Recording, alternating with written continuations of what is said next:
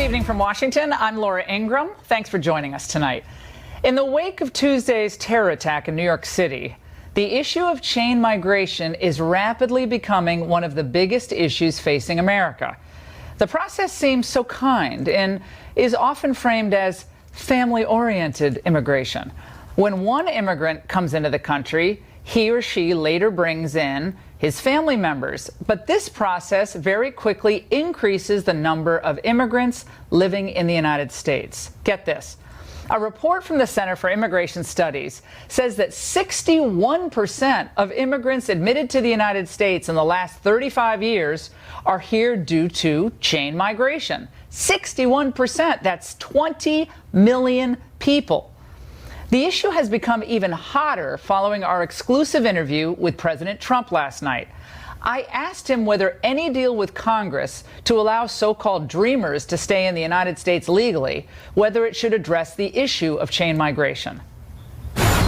You talked about E-Verify, building the wall, chain migration, which is a huge problem. All of those things are happening. And is that going to be part of any DACA deal? So if the Democrats want dreamer help, they're going to have to do. They're going to have to do E-Verify chain migration. Sure. Chain migration is one of the most important things that most people. Is that a requirement for you? Until yesterday, most people never heard of chain migration.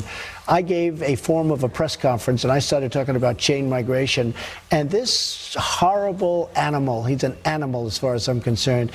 23 people have touched him, maybe came in because he was in, and he was only in with a green card, supposedly. But chain migration, where his whole family comes in, his mother can come in, his father, his grandmother, everybody comes in. Chain migration is a disaster for this country, and it's going to end. Now, I've been talking about it for a while, but I think the public until yesterday probably never heard about chain migration. Well, the Republicans didn't want to touch it for a long time. You've held up a mirror to what the Republicans weren't doing. They're touching it now. It's become a very, very strong point right now. Will it be part of a dreamer deal, a DACA deal? It'll be part of a DACA deal. DACA's a lot different than dreamer. I mean, for the deferred action for childhood arrivals, yeah. Will you require that if any amnesty talks will require chain migration to I don't think any Republican would vote for anything having to do with leaving chain migration. Chain migration is a disaster for this country. Joining us now for reaction from Fort Worth, Texas, is immigration attorney Francisco Hernandez, a dual citizen of Mexico and the United States. Fernando, great to see you. Tell us why chain migration is something that should be continued, even given the numbers. Fernando, we're seeing 61% of all new immigrants in the United States come from this process of chain migration. That's because there's no such thing as chain migration. It's called family-based immigration, and that's the only thing we have in the United States. There's two honor students, Majid and Viola. They will agree if we could just remove the politics from immigration. It's just the law of supply and demand. If there are jobs that are going to come, there is no such thing as chain migration. Nobody's ever heard of it before this week. Well, it's family-based petition. Okay, well, this is what it is. I'll explain it to you. When an individual comes into the United States, this is a fact, this is, according to U.S. statistics, when an individual comes into the United States on a green card, his family members you don't come in with a green card. I will you don't finish. come in with a green card. You have to come in with a visa. He becomes a permanent legal resident of the United States. That's what a green card is. You ultimately get a green card. So when he comes into the United States, permanent legal resident. Sweetheart, let me just finish, okay? And then you can make your salient point. All right. When he or she is admitted into the United States, you get that permanent resident status, as we saw with the terrorist from Uzbekistan. You are then allowed to give preferential treatment to certain family members. This is a fact. Now, I know you like to call it family-based. Yes, they are family members. You're absolutely right about that. However, this sheer number of people results in a very difficult thing for both, number one, assimilation, number two, proper vetting, number three, a strain on social services in the United States. No strain on social services, because most of the people coming in are lower skilled labor who obviously are competing with lower skilled American labor, which is our first responsibility. That is just so wrong. That is just wrong, Miss Ingram. Okay, good. You know better. You know better because Okay, you have make the children. argument. I'm waiting. my I'm all goodness. ears. Because there's only one degree of consanguinity. It doesn't, for a brother to bring a brother is like 18 years for it to come. It's not like a mass influx of immigrants because chain migration. There's no such thing as chain migration. Family-based petition, and that is what this country was built upon.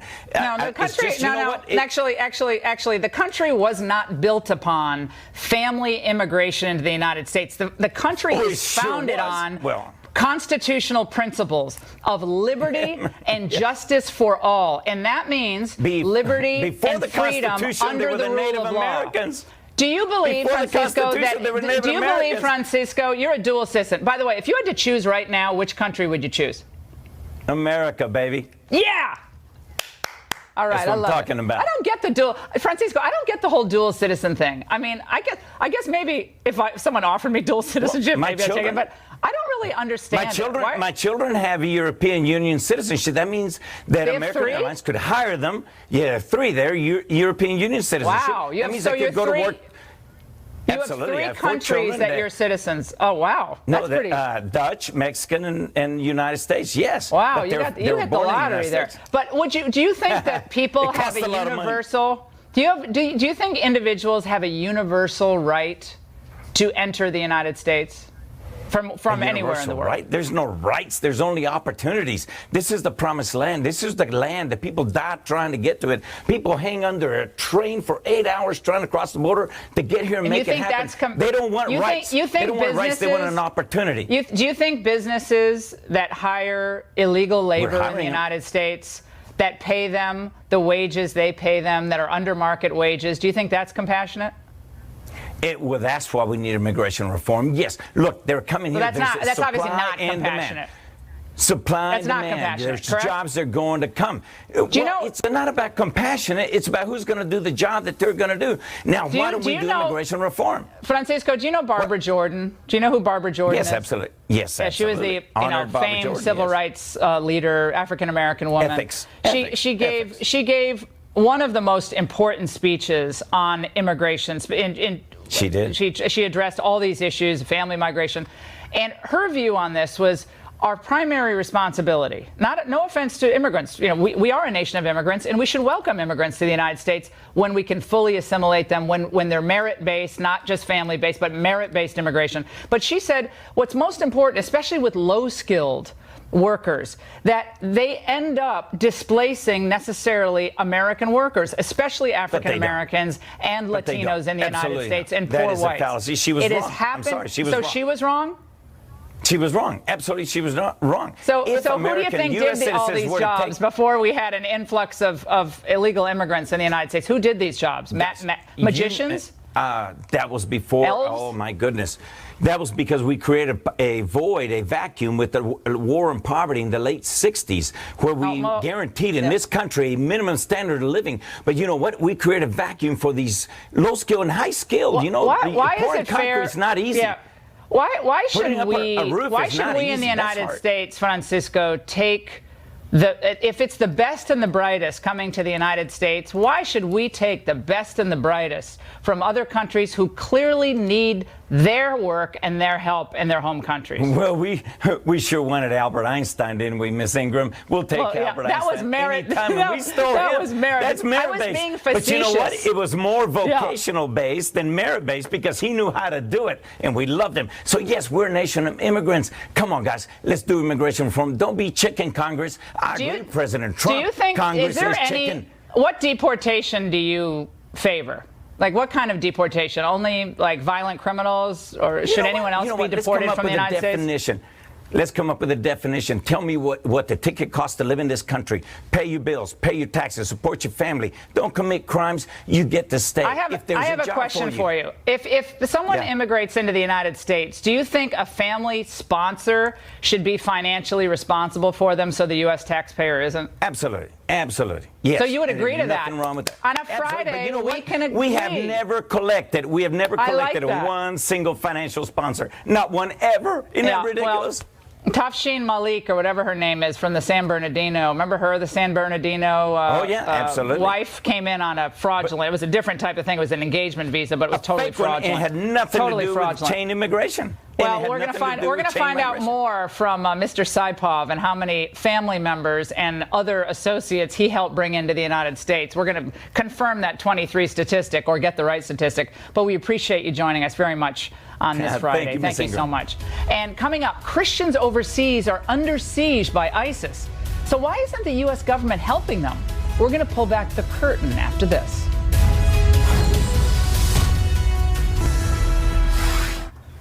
Welcome back. Tonight, we're debuting a brand new segment. We're calling it Pulling Back the Curtain, where we dig deep to expose the real reason for some of the more disturbing developments in American politics and culture today. And our first installment focuses on USAID and U.S. aid to persecuted minorities in the Middle East. These programs are meant to benefit Christians and other minorities in the region, but the benefits have largely gone to those of the Muslim faith. Our government says Iraqi and Syrian Christians are undergoing a genocide. So why aren't they getting the help they need?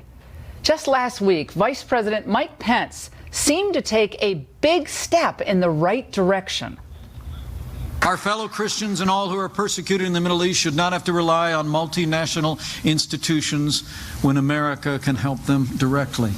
And tonight, it is my privilege to announce that President Trump has ordered the State Department to stop funding ineffective relief efforts at the United Nations. And from this day forward, America will provide support directly to persecuted communities through USAID. But now USAID, a deeply entrenched government bureaucracy, seems to be dragging its feet on the Trump-Pence agenda. A spokesperson told Fox News that the next step is a workshop on proposals, and that it won't take place until January. By the way, that's well into the frigid winter months when these populations are most vulnerable. And the agency's announcement said nothing about cutting off funding to the UN, as Pence originally declared. So why are parts of the government defying the president's orders? Joining us now for reaction from Houston is Congressman Brian Babin, a Republican from Texas. And here in Washington, Nina Shea, an international human rights lawyer for over 30 years, and former Obama State Department official David Tafuri, who just returned from a refugee camp in Iraq. Congressman, let's start with you on this, because when I first heard about this, I thought, this can't be. I mean, you have Vice President Pence announcing that we are now going to be sending aid directly to the people who need it most. We're not going to go through this UN bureaucracy. And then what? Oh, this is the same thing. This is what we call the deep state. This is USAID. This is the same organization that has teamed up with George Soros in countries like Macedonia.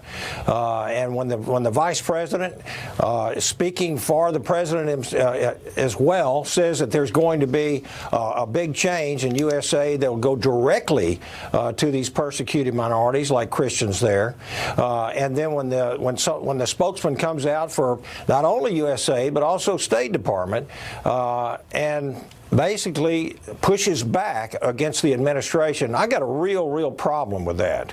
The populations of Christians have fallen in these countries there, in Syria and Iraq, by almost 80%. And the UN camps are filled with ISIS infiltrators, and basically Christians do not go into these UN camps from whence come our refugees into our country. And so this is why it's so important for the tax dollars of the United States to go directly to these persecuted groups rather than through the corrupt and the obviously incompetent UN agencies. Or purposeful. This is it seems purposeful. I mean, this isn't the first time USAID has gotten itself into some hot water. David, you just came back from this camp, and there's so many poignant stories and so much suffering that comes out of these places. But tell us what we are getting wrong, do you think, in this narrative so far? Sure. So I was in Iraq about a month ago, and I went to Kirkuk and other places across northern Iraq. 2 weeks after I got back, the Iranian-backed Shia militias and Iraqi army went into Kirkuk and took back Kirkuk, which for the last few years has been peaceful and secure, held by the Kurdish Peshmerga. They displaced 158,000 people, many of which are religious minorities. There's now reports from a Christian town, Tel Aviv, in Iraq, that the Shia militias are actually persecuting Christians there. The problem in Iraq is not going to be solved by USAID or by the UN. It needs to be solved by the U.S. military and the State Department, and by putting pressure on Baghdad to pull back the Iraqi army and pull back the Shiite militias. This is a security problem. It's not something that either the UN or USAID can solve. Nina, you've been studying this and following this and advocating for Christians in the Middle East, I think more than anyone I know, for many maybe, years. except Father Ben Keeley is the other one. But tell us why this issue is so incredibly important for people watching us tonight, what they might not know about what's going on. Yeah, well, there's hundreds of thousands of Christians and Yazidis. These are survivors of ISIS genocide. Now, there's an inflection point now because the U.S.-led coalition has liberated their hometowns, and they want to go home. This is in Iraq, northern Iraq area. Mosul? Yes, Mosul, but Nineveh? that's a Sunni town now, Sunni city. But Nineveh province is where the Christians and Yazidis both live. And they're desperate to go back. They are very depressed. They've been in displaced centers for, this is the fourth winter. They've been streaming out of the region. This place is going to be devoid of, they're going to be erased. So so get me back to Pence. Yeah, Pence the vice president gave a very decisive speech for swift help, for immediate help. And for how much money are we talking about? Well, it's, we're probably talking about tens of millions of dollars could really help these people go back to their homes. And it goes to the UN, and then what happens? If it goes to the UN, well, which Vice President Pence said he doesn't want to do. Yeah, let me cite some examples. There's the town of Tel Aviv. This is the town which Navy SEAL Charles Keating gave the ultimate sacrifice to liberate this from ISIS. And there are Christians who have gone back there, and they want to live there. And the UN projects for them with US aid are fake. We have photographs that have been taken. The outside wall of a girls' school has been painted nicely with the UNICEF stamp all over it. Inside, we have photographs of rubble. It's really unusable building. This is a fake project. This is a list of UN projects that are yes. There are many fake projects.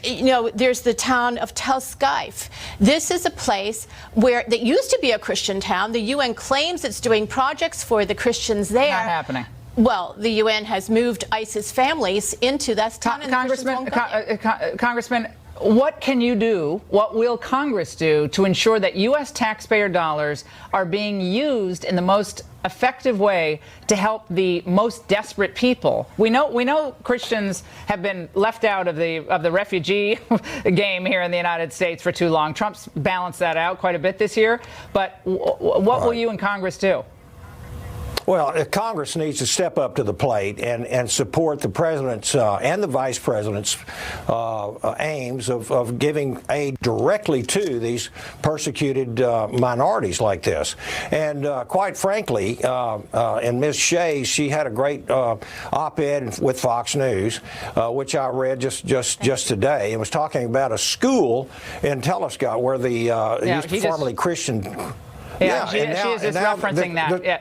But I want to get to this. I'm sorry to interrupt you, but Congress has got to get on this. And if the government is working against the wishes, David, of the administration, the bureaucrats inside the government. I saw it during the Reagan administration all those years ago when the State Department was working against Reagan. That is completely insubordinate, and they're just running their own mini government inside our government. You can't support that. I, of course, do not support that, and that should not be happening. But there's a strange thing about what Vice President Pence tried to do. He tried to say we need to move our funding for refugees from the UN to USAID. But at the same time, the administration has proposed huge cuts to USAID, 27% cuts over the next 10 years. So how is USAID going to do more for refugees when it has less? Well, that makes no sense. But the bigger problem in Iraq, which people have to understand, is the administration's support for one Iraq policy rather than allowing Christians and other minorities to have more power Iraq was a disaster. in Iraq. Iraq was a disaster. Should never have gone direct. Trump. That's part of the reason why he won. It's a political problem, not a funding problem here. We gave $32 million to the Rohingya Muslims just 2 months ago, as we should have. Yeah, we're helping people who need help, but these Christians are among the most persecuted, and the Yazidis as well. It's a great conversation, and no one else is talking about it. Congressman, I'm so sorry. We'll have you back. I'm going to be on this issue for years. Okay. So thank you so much. Straight ahead, the pornification of the American culture and the recent explosion of sex abuse allegations. Are they related? And do they suggest greater dangers for our children down the road? Moments away.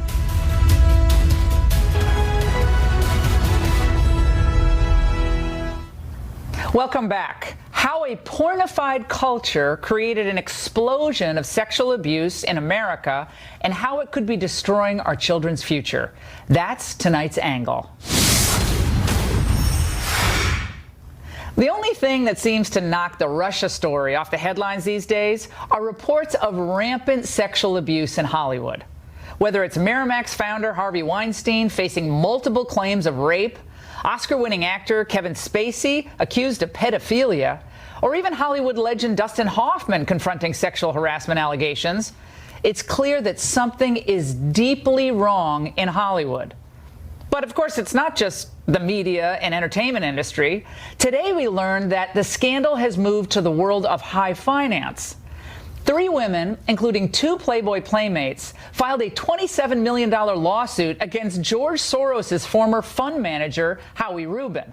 The women allege he brutally raped them in a Manhattan sex dungeon, just when you thought things couldn't go lower. But it's important to remember that none of it is happening in a vacuum. Hollywood and the media have been ratcheting up sex and violence on screen and in print for decades. Every year, a new envelope is pushed. So we shouldn't have been surprised by these scandals. We should have expected them. It's hard to pick out exactly when all of this started, but a good place to look is the founding all those years ago in 1953 of Playboy magazine. The publication's founder, Hugh Hefner, essentially mainstreamed porn with his glossy pinups, sometimes celebrities, sometimes not. But I know everyone just bought the magazine, for the interviews and the Gore Vidal essays? Here's how Hef himself defined his own legacy. What do you want your legacy to be? You want to be Hugh Hefner, businessman, civil rights activist, philanthropist? Somebody who played some positive part in the changing social sexual values of my time. And I think I'm pretty secure in that. But you don't think that Playboy at all made women objects rather than equals? I think that women, in the best sense, and not in a negative sense, are objects of desire.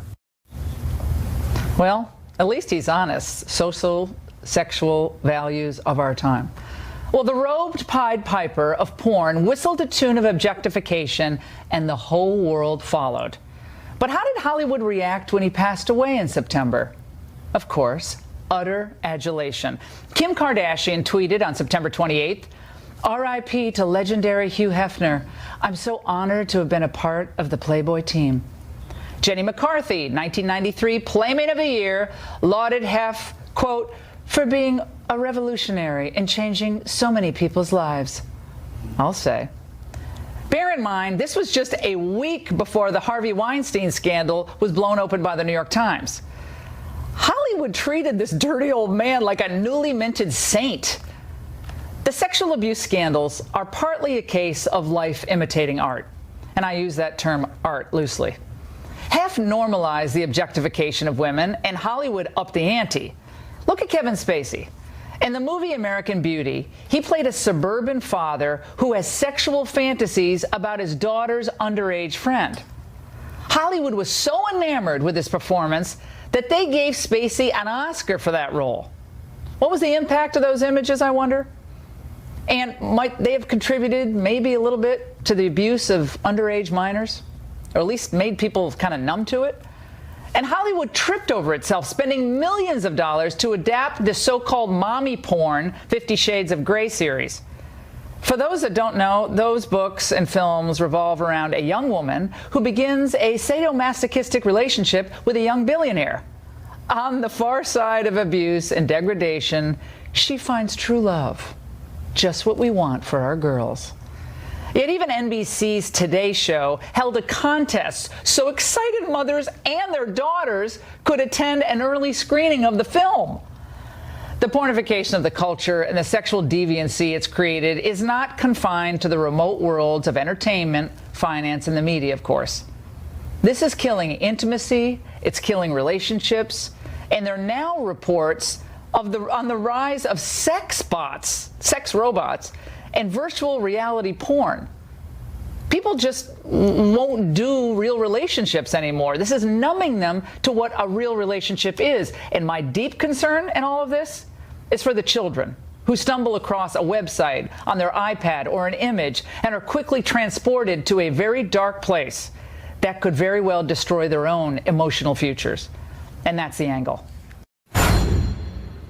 Joining us now with reaction from Boston, Dr. Gail Dines, founder and president of The Culture Reframed and author of Pornland, How Porn Has Hijacked Our Sexuality, along with Dr. Karen Ruskin, a marriage and family therapist. It's great to see both of you this Friday night. This explosion of sexual harassment allegations leading the way to more revelations of more depravity. That story about the sex dungeon and a fund manager for George Soros. It's getting more violent. It's getting more depraved, if possible. It's getting more depraved. And it's becoming, I mean, you can't even describe this on television. It's so filthy. Tell us about, Dr. Ruskin, we'll start with you, the effect on children that we know of now, with how early they're seeing these sexual images and what it's doing to their own sense of emotional development. For young children, my biggest concern is what I'm seeing in front of me is that they are believing that unhealthy relationships are healthy.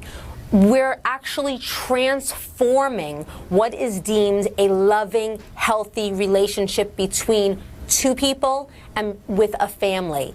What used to be considered deviant is now considered acceptable. There's no longer black and white. Everything is gray. Everything is acceptable. And if I want something when I want it, then I get to have it. And that is what children are learning. And that is danger written all over it on every level when there is no longer right from wrong. Dr. Dines? Well, what we know from studies is that the average age of a kid, first a boy looking at pornography, is 12. Now, this is not accidental.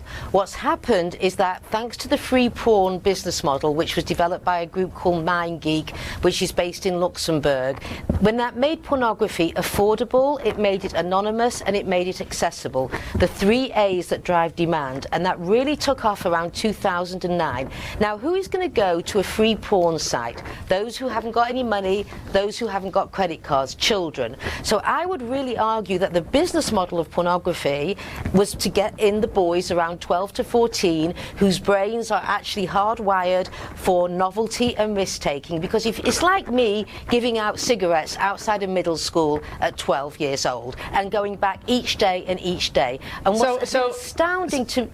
So kids, excuse me, so just so we understand this, so especially young boys are for the first time seeing the image of a female body, and in some of these cases, the type of images they're seeing are so violent in their depiction or so extreme that this is what they become used to or that they want. And then that puts pressure, Dr. Lovekin, on the girls to perform in the same way.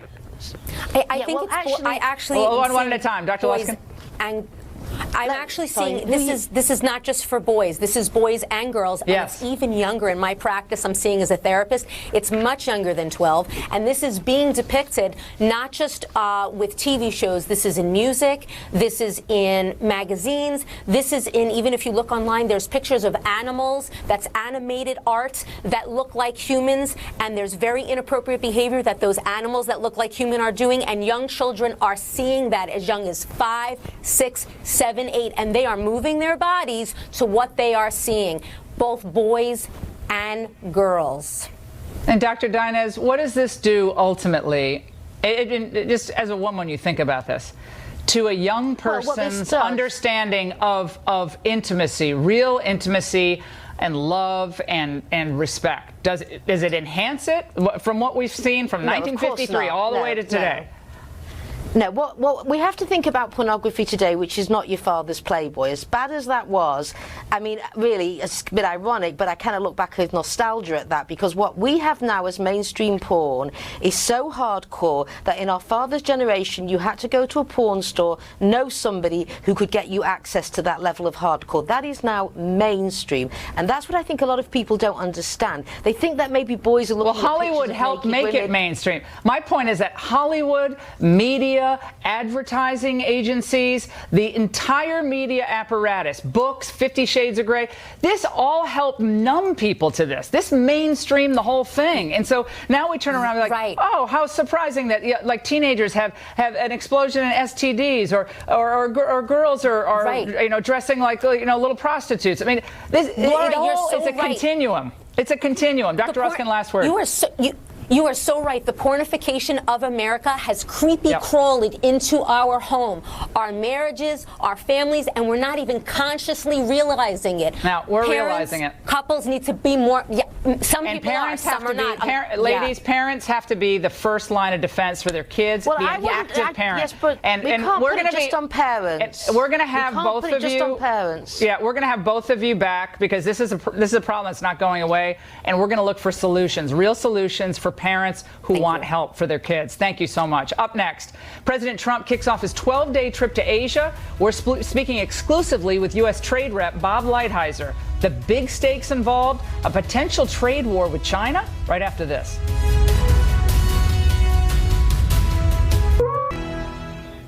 Just hours ago, President Trump touched down in Honolulu, Hawaii, making a stopover as part of his 12-day, 5-country trip to Asia.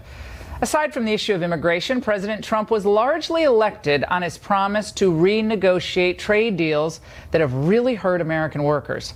As such, one of the most important jobs in the Trump administration, and especially on this presidential tour of Asia, is the U.S. Trade Representative.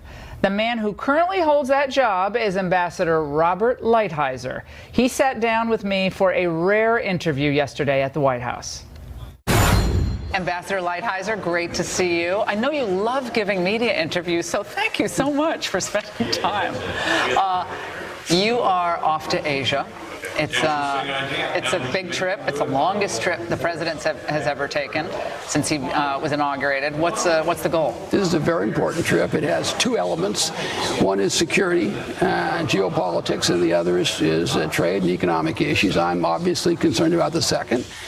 We're going to Japan, to Korea, to China, to Vietnam, and then the Philippines, and that would be $65 billion deficit, $27 billion deficit, $350 billion deficit, $32 billion deficits, and in the Philippines we don't have a lot of trade with. We have essentially balanced trade on a small volume. So there are a lot of economic issues, a lot of trade issues. The biggest one, of course, is China. Purely on the China front, what can we do other than impose tariffs to stop the Chinese cheating on these international trade, whether it's dumping, whether it's subsidies of major corporations selling products for under market value? Well, I mean, we have to have a coordinated effort within the administration, and I think we do. First of all, the geopolitics is somebody else's problem. I'm going to focus very much on working men and women and farmers. That's what I was hired to do, and that's what I'm going to worry about.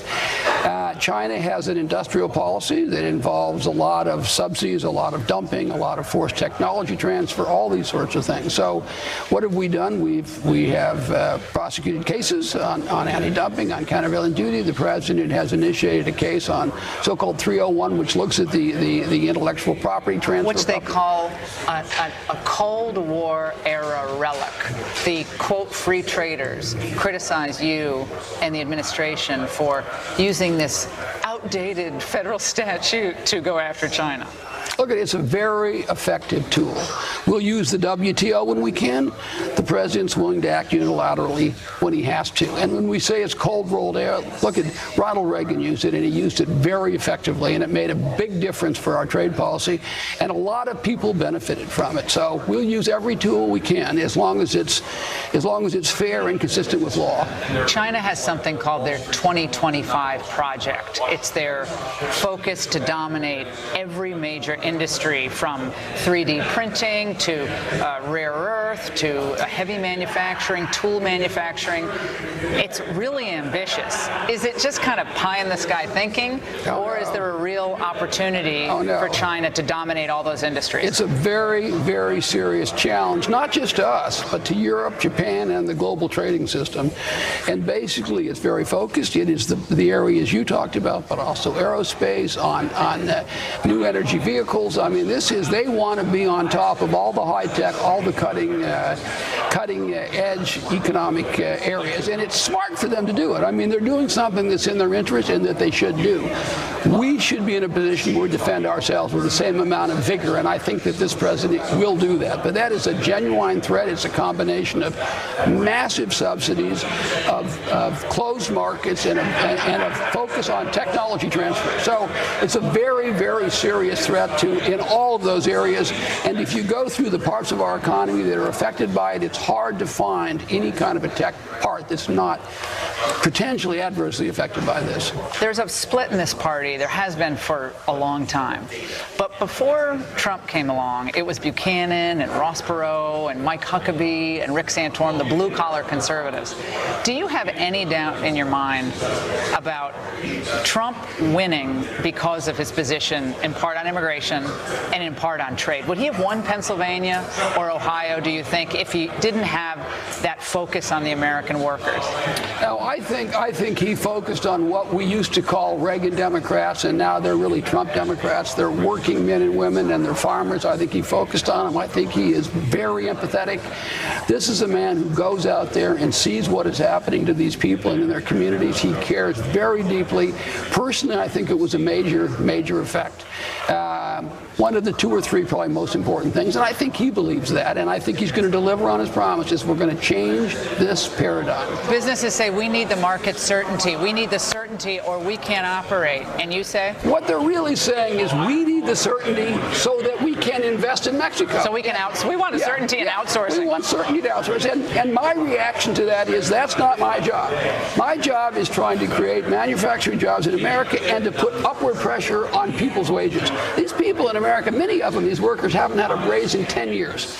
And they deserve a break. And the last thing we should be doing would be ensuring, guaranteeing, subsidizing investments in another market. It makes no sense. And by the way, in the case of automobiles, 80% of those cars, 80% are shipped back to America. So wait, so they're manufactured in Mexico, shipped here with no tariff? Shipped here with no tariff. That's precise. That's the idea. Are you stunned at this point that after the president wins, after Donald Trump wins in November of last year, almost a year ago, we are still seeing the same arguments made in the Wall Street Journal, by the Chamber of Commerce, by the Cato Institute, that he is acting in a protectionist manner, that he's trying to put up walls to trade, walls to people, and the free market, the free flow of goods and services is going to be hurt, and American consumers are going to be hurt the more aggressively we pursue this trade enforcement. They're still making those arguments. Well, I mean, if you say, am I surprised? No. I mean, those arguments have worked very well for them for years and years and years and years and years.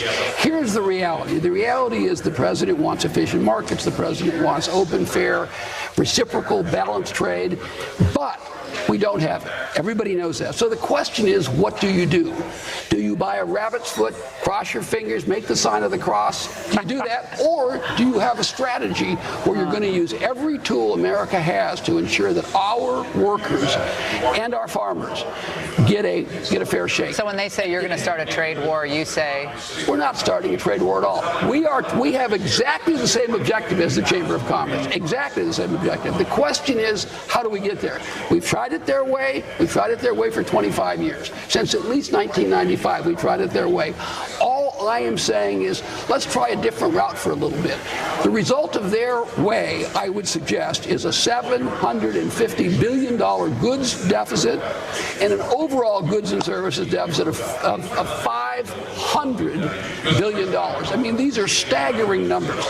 We ought to try something else. I think we're going to end up with more efficiency. We're going to end up with more global wealth. It's going to be fine for businesses, but most importantly, it's going to be fine for American workers and American farmers who need a break. And part of this whole trade idea, this whole public contract, is that we give fair trade in return for open markets. And that's what all the workers bought into. Until now, they really haven't got it. But with this president, I think they're going to get it. Tell me about the president's leadership style on this particular issue. On at least my area, he knows the stuff. And if you look at his life for 30 years, you go back and he'll say exactly the same thing he said 30 years ago, 20 years ago, 15 years ago. It's remarkable. Ambassador Lighthizer, thank you so much for spending some time. It was my pleasure. By the way, I did that interview while 4 radio shows were going on around me in the East Room of the White House. Impossible, but we got through it. And I got to tell you, next, Byron York is going to join us. The mainstream media is having quite a week, and we're going to give you the big lowlights up next. Welcome back. The mainstream media has been in rare form this week, letting no good opportunity go to make total and utter fools of themselves. Case in point, as you may have heard, Donna Brazile, the former interim head of the DNC, is making stunning allegations that the Democratic primary was rigged by Hillary Clinton and her campaign. Kind of a big story, don't you think?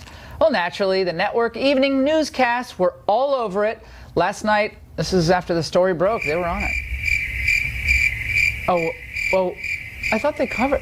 Oh, they didn't cover it at all. Well, I guess that makes sense, seeing as none of them even, of course, address the issue. Surprise, surprise. Joining me now with more is Byron York, chief political correspondent for the Washington Examiner. Byron, no one touched this story. It's a big one. We got the memorandum of agreement between the DNC and Hillary, and she had this wired. She had this nomination wired from the beginning. No, this is a very, very big deal, and Donna Brazile is not a bit player. I mean, she was the woman chosen to head the DNC when Debbie Wasserman Schultz imploded. Look, a couple of reasons. One, there's just bias. Okay, you can just put it up to bias. But two, I'm shocked to hear that. Two, it is groupthink, and I think a lot of people, maybe perhaps especially in television, know that the story is Trump, Russia, and the civil war inside the Republican Party. So the fact that there is a civil war inside the Democratic Party is just something that they don't get. The Democrat Party can't turn election results in a positive direction in those special elections. Yeah. They've not been able to gain ground, but those stories aren't covered. Bias. I think another reason is laziness. I think there are a lot of, reporters who are in the social scene in D.C. We're not there tonight, Byron, no, but the social scene, and then they hang out, they all talk. It's a big echo chamber of thought.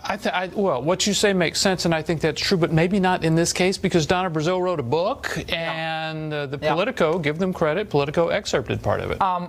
Keith Olbermann was on one of my favorite shows, The View. I watched. And this is what he said. Let's listen. You said recently via tweet that Trump and his family have done more damage to America than bin Laden and ISIS combined. Yes. Do you believe that?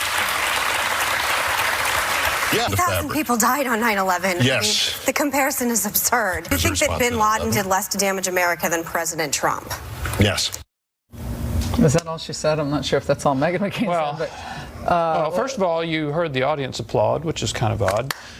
Meghan McCain, to her credit, strongly disagreed. But good. You know, she said good things. She absolutely did. But I think what Olbermann is doing here is, remember when Olbermann was reporting on George W. Bush? He was crazed about George W. Bush. This is the out-of-office Republican syndrome, where you take the Republican who's in office today, you say he's the worst ever, and you look at the Republican who used to be in office, who at the time you said was the worst ever, and you say, oh, no, I'm he's kind of a good guy. nostalgic for him. Now they're nostalgic for Reagan, Bush, and now the worst of the worst is Donald Trump. They actually fear Trump. I've said this for years. More than ISIS, more than natural disasters, more than mass murder.